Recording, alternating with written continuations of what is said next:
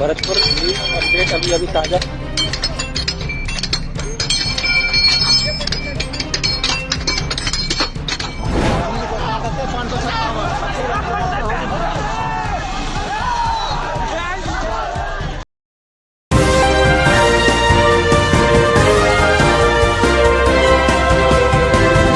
नमस्कार, आदाब। मैं खुशबू अख्तर और हमारे साथ मौजूद है नदीम अकरम। जैसा कि हम आपको दिखाने की कोशिश कर रहे हैं कि आज भारत बंद का कॉल है और एक लंबा जाम आप यहाँ हमारे साथ देख सकते हैं। और जिस तरह से आज भारत बंद का पूरा कॉल दिया गया था, उसमें आप देख सकते हैं कि ये जाम पीछे बहुत लंबा तक लगा हुआ है। इसी के साथ आपको ये बता देना भी जरूरी हो जाता है कि अग्निपथ योजना को लेकर सरकार ने अपनी पूरी की पूरी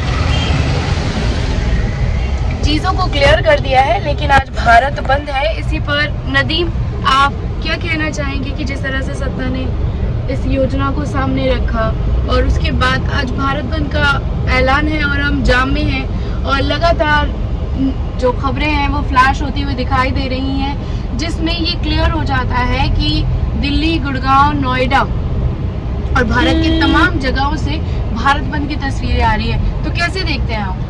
खुशबू, सबसे पहले अगर भारत बंद की तस्वीर की बात करें तो ये कॉल आम जनता की तरफ से दिया गया था। जिन युवाओं को ये कहा गया था कि हम आपको रोजगार देंगे, वो रोजगार उनको जब नहीं मिला और जो चीज के लिए वो लोग मेहनत कर रहे हैं, जब वही आप उनसे छीनने की कोशिश करेंगे तो सड़कों पर अग्निवीरों ने जो किया है उसकी तस्वीरों को दुनिया देख रही है।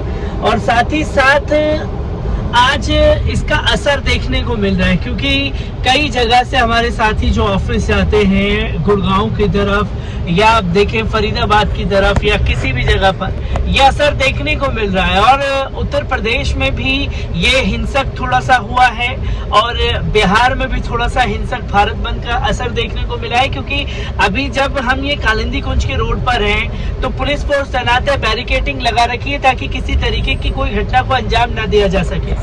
और इसी के साथ आपको बता देना जरूरी हो जाता है कि अग्निवीरों ने अब तक भारतीय संपत्ति का, जो सरकारी संपत्ति होती है, उसका 700 करोड़ के साथ पूरा का पूरा नुकसान कर दिया है। और इसमें सरकार ने साफ कॉल दे दिया है कि इसे वापस नहीं लिया जाएगा।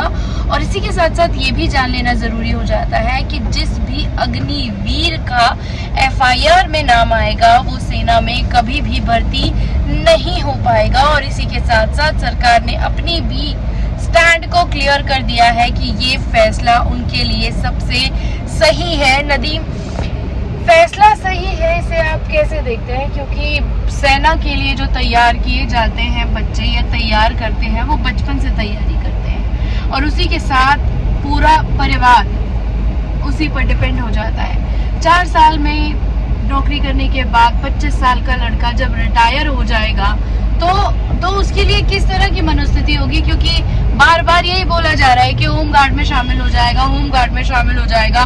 जब वो पूरी तैयारी करता है और उसको उतना वक्त लगता है सारी चीजें होने में, और जो सैलरी पैकेज दिया जा रहा है वो भी आपके सामने है, तो किस तरह से देख रहे हैं आप इन सब सारी चीजों? सबसे ज्यादा अगर अग्निवीर के इस स्कीम की बात की जाए, पहले गवर्नमेंट अपने स्टैंड पर क्लियर ही नहीं रहती, क्योंकि गवर्नमेंट को ये लगता है कि जो चीजें उसने थोप दी उसे जनता मानेगी। चाहे हमने देखा GST लेकर के आए, वो व्यापारियों को नहीं चाहिए था, फिर भी थोपने की कोशिश की गई, फिर उसमें फिर चेंज करने की कोशिश की गई।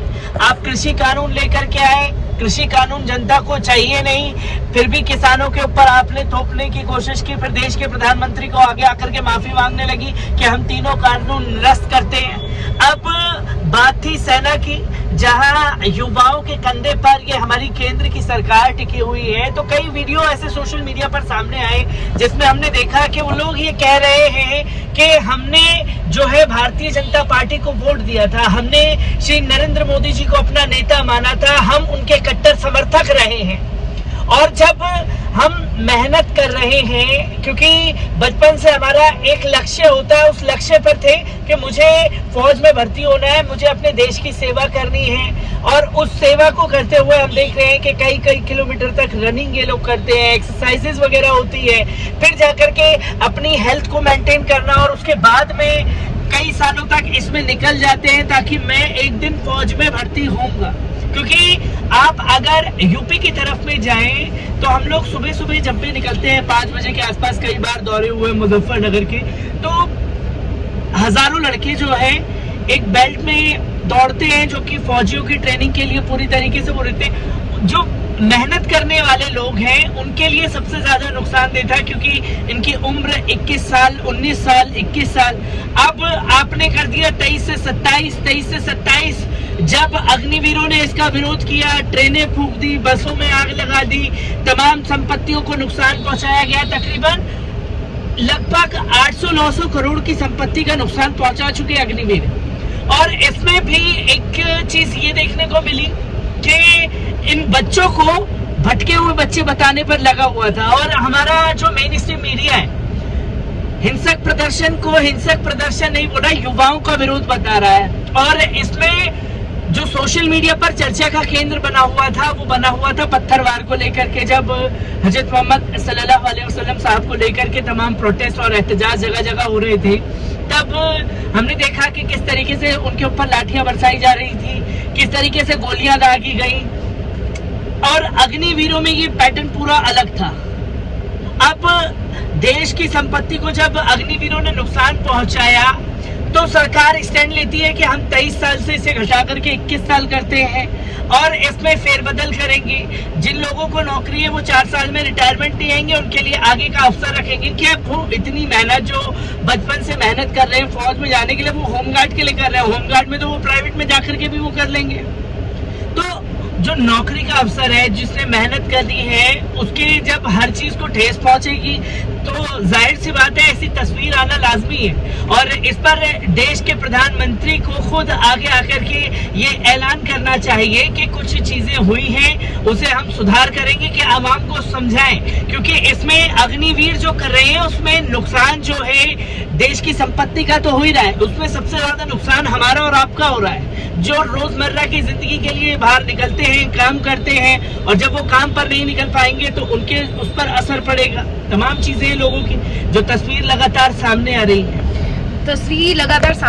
है, इसी के साथ आपको बता देना जरूरी हो जाता है कि अब तक करीब 50 से ज्यादा ट्रेनों को नुकसान पहुंचाया जा चुका है, 75 से ज्यादा ट्रेन को कैंसिल किया गया है, कई पटरियों को नुकसान पहुंचाया गया है, कई बसें फूंक दी गई हैं, कई पुलिस थाने फूंक दिए गए हैं, और उसी के साथ साथ भारतीय जनता पार्टी के विधायक, अध्यक्ष, उप मुख्यमंत्री के और उनके दफ्तरों को फूंक दिया गया है। और अभी जैसे कि आप देख सकते हैं कि पूरा का पूरा जाम यहाँ पर लगा हुआ है, और आज भारत बंद की तस्वीरों को हम खुद आपको दिखाने की कोशिश कर रहे थे। कैसा लगा ये वीडियो, कमेंट बॉक्स में आकर अपनी राय देना ना भूलिएगा। शुक्रिया।